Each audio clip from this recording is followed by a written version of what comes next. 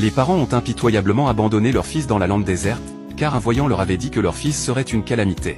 15 ans plus tard, ils envisagent d'utiliser les reins de leur fils pour sauver la vie de leur fils adoptif. Cependant, ce qu'ils ignorent, c'est que leur fils a travaillé dur pendant des années et est devenu, de simple ouvrier agricole, le PDG d'un groupe multinational. Pourtant, il n'a jamais oublié de chercher ses parents perdus depuis longtemps, espérant qu'une fois les retrouver, il pourrait leur offrir une vie meilleure. C'est alors qu'une voiture de luxe arriva en trombe, et ses parents en descendirent. À la vue de leur fils, la mère fut émue aux larmes, tandis que le père, en voyant la tenue de son fils, afficha un léger mécontentement. Le père, pensant que son fils était toujours un simple ouvrier, le réprimanda violemment, l'accusant de détruire l'honneur de la famille Jou. Le fils adoptif, voyant la scène, s'empressa de réconforter son père en expliquant « Cela fait 15 ans que mon frère ne nous a pas vus, il n'a pas fait d'études et a toujours eu des travaux de bas niveau. » La mère se hâta alors de présenter le fils adoptif à son fils. Bien que le PDG fût quelque peu contrarié, il accepta néanmoins volontiers la réunion familiale. Cependant, avant qu'il n'ait pu révéler sa véritable identité, ses parents l'emmenèrent chez eux. Le fils adoptif commença immédiatement à se vanter de leur villa de 1000 mètres carrés,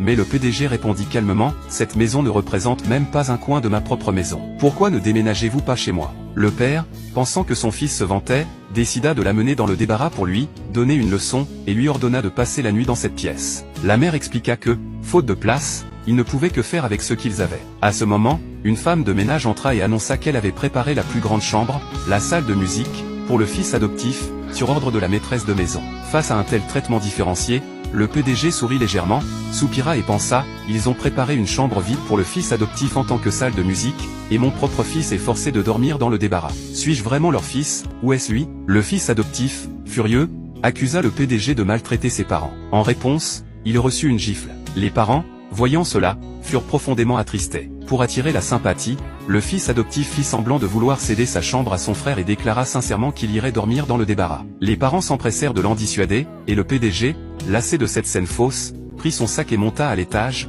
se dirigeant vers la chambre du fils adoptif.